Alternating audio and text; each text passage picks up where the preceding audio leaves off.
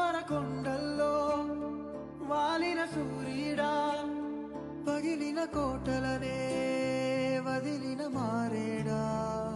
పడమర కొండల్లో ఇంతే కావచ్చు, కానీ ఒక్కసారి తలెత్తి చూస్తే ఒక దేశపు జెండా కొనంత పొగరుంది.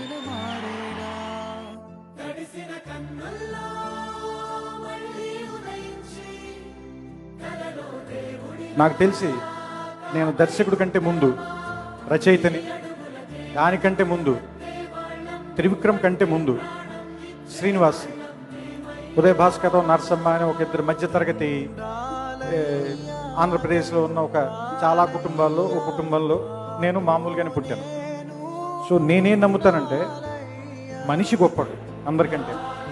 అతని కళలు కానీ, అతని ఆశయాలు కానీ, అతని అలవాట్లు కానీ అతని జీవితంలో ఎంత ముందుకు తీసుకెళ్తాయి, లేదంటే ఎంత వెనక్కి విసిరేస్తాయి. అది అతని కళలు గొప్పవైతే పైకెక్కుతాడు, అతని అలవాట్లు ఆశలు చెడ్డవైతే కిందకి పడిపోతాడు. ఇలాంటి చాలా చిన్న చిన్న సంఘర్షణలు, మనకుండే మామూలు భయాలు, మామూలు కోపాలు, మామూలు ఇష్టాలు మనం దాదాపుగా మాట్లాడుకోవటం మానేసాం. మనమందరం ఎక్కడికో చూస్తూ మాట్లాడుతున్నాం, ఎంతో దూరంగా చూస్తూ మాట్లాడుతున్నాం.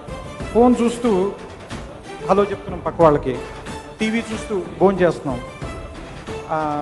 మన ఇంటికి వెళ్ళేసరికి మన అమ్మ వాళ్ళతో మాట్లాడకుండా టీవీలో మనకి ఇష్టమైన సీరియల్ పెడుతున్నాం, లేదంటే నైట్ 11-12 దాకా ఏదో ఒక ఇంగ్లీష్ సినిమా చూసి పడుకుంటున్నాం.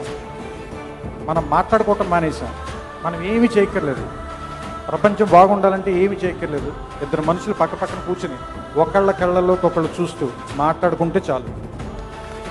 సో ఇలాంటి చిన్న చిన్న విషయాల్ని, అంటే చాలామంది అనుకుంటారు ఏవో గొప్ప గొప్ప పనులు చేస్తేనే మనం బాగుంటామేమోనని. ఏమి చేయక్కర్లా. సరిగ్గా ఊపిరి పీలిస్తే మనిషికి 98% జబ్బులు రావు.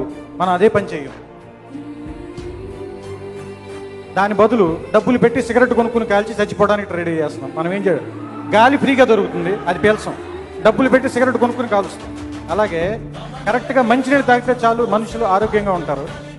10 రూపాయలు పెట్టి వాటర్ బాటిల్ కొనుక్కోము, 60 రూపాయలు పెట్టి బీర్ బాటిల్ కొనుక్కుని తాగి పాడైపోతూ ఉంటాం. Very simple.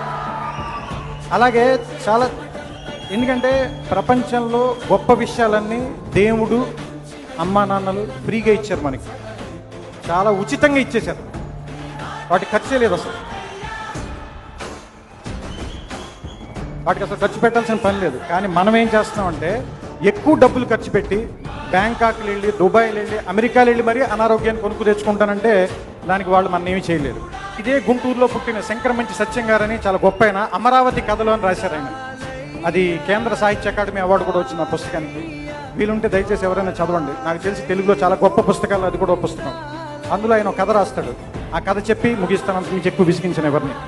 ఏంటంటే అందులో ఆయన పేరు గుర్తులేదు, ఒక ఆయన రోజు పొద్దున్నే లేచేవాడు, అమరావతి ఊళ్ళో బతికేవాడు. ఆయన నదికి వెళ్ళి స్నానం చేసేవాడు, వచ్చేవాడు, గుళ్ళోకి వెళ్ళి దేవుడు శివుడి మీద చెంబుడు నీళ్లు పోసేవాడు. ఇంటికి వచ్చి వాళ్ళ ఆవిడికి ఏ కూర వండాలో చెప్పేవాడు.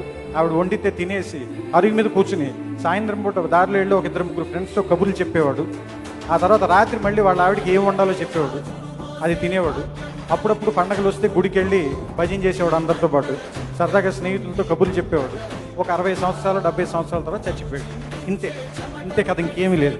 చివరిలో ఒక మాట రాస్తాడు, ఇలా బతకడం మాత్రం ఏ తప్పు చేయకుండా అంత తేలిక, అంత తేలిక కాదు కదా. ఎందుకంటే రోడ్డు మీద వెళ్తూ ఉండగా ఒక అమ్మాయి కనిపిస్తుంది, కనిపించగానే ఒక ఏలేయాలనిపిస్తుంది. వేయకుండా ఇంటికి వెళ్ళిపోండి, అంత తేలిక అది. చాలా గొప్పవాళ్ళం. అలాగే ఒక పెద్ద ఆయన సడన్గా పడిపోతూ ఉంటాడు రోడ్డు మీద, సడన్గా నవ్వు వస్తుంది మనకి, నవ్వకుండా ఉండండి, అంత తేలిక. ఏ తప్పు చేయకుండా బతకడం అంత తేలిక కాదు. మామూలుగా బతికి చచ్చిపోయిన వాళ్ళే మహానుభావులు.